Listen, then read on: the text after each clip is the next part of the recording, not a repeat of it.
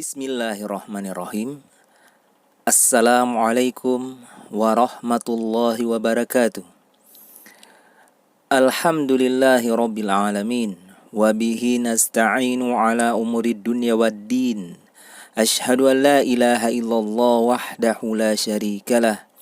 Wa ashhadu anna muhammadan wa ala alihi wa ashabihi wa man tabi'ahum bi ihsanin ila yaumiddin, amma ba'd. Baik, anak-anakku sekalian, kembali kita bertemu pada pelajaran pendidikan akhlak untuk kelas 5. Dan ini merupakan pertemuan kita yang ketiga. Dan alhamdulillah pada kesempatan kali ini kita telah masuk pada hadis yang ketiga, yaitu tentang adab-adab Islam. Jadi Islam itu memiliki adab-adab yang sangat mulia, ya, adab-adab yang sangat luar biasa. Dan itu tidak hanya diperlakukan kepada sesama muslim, ya, tetapi juga kepada non-muslim, ya. Silakan kita simak hadis berikut ini. An Abi Hurairah radhiyallahu anhu anna Rasulullah sallallahu alaihi wasallam qala Man kana yu'minu billahi wal yawmil akhir fala yu'zi jarahu wa man kana yu'minu billahi wal yawmil akhir falyukrim dhaifahu wa man kana yu'minu billahi wal yawmil akhir falyaqul khairan aw liyasmut. Simak artinya dari Abu Hurairah radhiyallahu anhu, sungguh Rasulullah sallallahu alaihi wasallam bersabda, Barang siapa beriman kepada Allah dan hari akhir, janganlah dia mengganggu tetangganya. Barang siapa beriman kepada Allah dan hari akhir, hendaklah dia memuliakan tamunya. Barang siapa beriman kepada Allah dan hari akhir, hendaklah dia bertutur kata yang baik atau diam. Ya. Hadis ini diriwayatkan oleh Al-Imam Al-Bukhari dan Imam Muslim, atau biasa juga disebut dengan muttafaqun alaih. Dari hadis yang baru saja kita bacakan ini, dapat kita lihat bagaimana Islam mengajarkan adab-adab yang sangat mulia. Ya.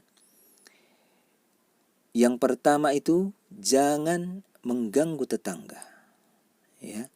Tetangga ini bukan hanya yang beragama Islam, tetapi juga yang non-muslim. Ya. Tidak boleh kita mengganggu tetangga. Ya. Kemudian yang kedua, hadis ini mengajarkan kita untuk memuliakan tamu. Ya. Jadi siapapun tamu yang berkunjung ke rumah kita, maka sepatutnya lah kita untuk memuliakan mereka. Dan kemudian yang ketiga dari pesan yang disampaikan oleh hadis ini adalah hendaklah kita bertutur kata yang baik. Ya, jadi jangan sampai kita bertutur kata yang kasar, menyakitkan orang lain, ya, menyinggung perasaan orang lain, atau berkata-kata kotor, ya, mengumpat, mencela, menghina, dan yang semisalnya. Ya. Dan jika kita tidak bisa bertutur kata yang baik, Islam menuntun kita agar diam saja. Ya. Baik, kita lanjutkan. Mengenal periwayat hadis. Nah, jadi hadis ini diriwayatkan oleh salah seorang sahabat, yaitu yang bernama Abu Hurairah. Nama aslinya adalah Abdurrahman bin Sakhr ad-Dawsi radhiyallahu anhu. Ya. Biografi singkat Beliau masuk Islam pada tahun ditaklukkannya Khaybar, yaitu tahun ke-7 Hijriah. Ya, ini sahabat yang merupakan orang-orang yang di awal masuk Islam. Beliau senantiasa mengikuti Rasulullah SAW dalam rangka belajar. Ya, jadi Abu Hurairah ini mengikuti Rasulullah itu karena memang ingin belajar sama Rasulullah. Dan beliau adalah sahabat Nabi yang paling banyak meriwayatkan hadis. Ya, hadis yang diriwayatkan ini sangat banyak. Dan inilah sahabat yang paling banyak meriwayatkan hadis dari Rasulullah sallallahu alaihi wasallam. Kemudian beliau wafat pada tahun ke-57 Hijriah. Baik. Pelajaran yang bisa dipetik dari hadis ini, yang pertama adalah Islam memberikan dorongan kepada kaum muslimin untuk melakukan berbagai hal yang dapat menumbuhkan rasa cinta dan persaudaraan di antara mereka. Ya. Jadi orang Islam itu mencintai persaudaraan, ya. Saling sayang menyayangi, ya. Dan ini didorong oleh Rasulullah SAW melalui hadis yang baru saja kita bacakan.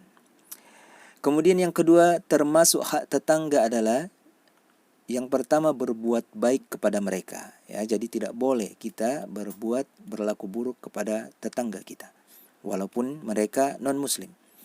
Kemudian tidak mengganggu mereka dengan ucapan maupun perbuatan. Ya, mengganggu dengan ucapan, misalnya kita menyakiti mereka dengan menghina, mencela atau memaki mereka, ya.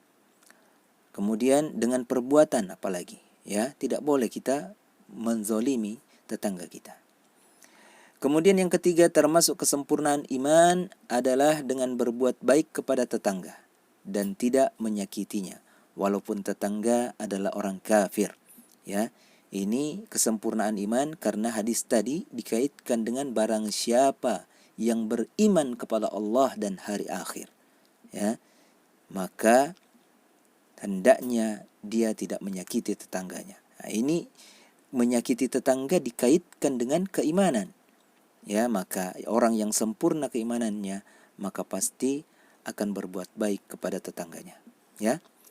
Kemudian yang keempat, menunaikan hak-hak tetangga dapat memperkuat rasa persaudaraan di antara mereka, ya. Jadi dengan kita menjaga tidak menyakiti mereka dan tidak menghina mereka, tidak mencela mereka dan tidak menyakiti mereka dengan ucapan atau perbuatan, ini bisa memperkuat persaudaraan di antara kita, ya. Dan inilah yang Islam inginkan, ya. Inilah yang Islam ajarkan, ya.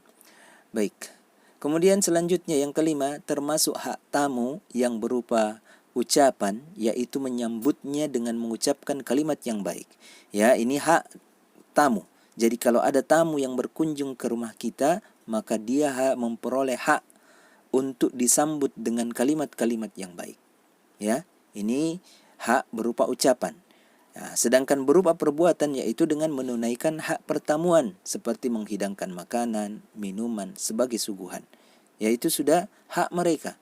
Kalau ada tamu, ya, hendaknya kita disuguhi, ya, hendaknya disuguhi, ya, walaupun dengan air putih sekalipun, walaupun dengan sebutir kurma sekalipun, itu sudah memenuhi hak mereka.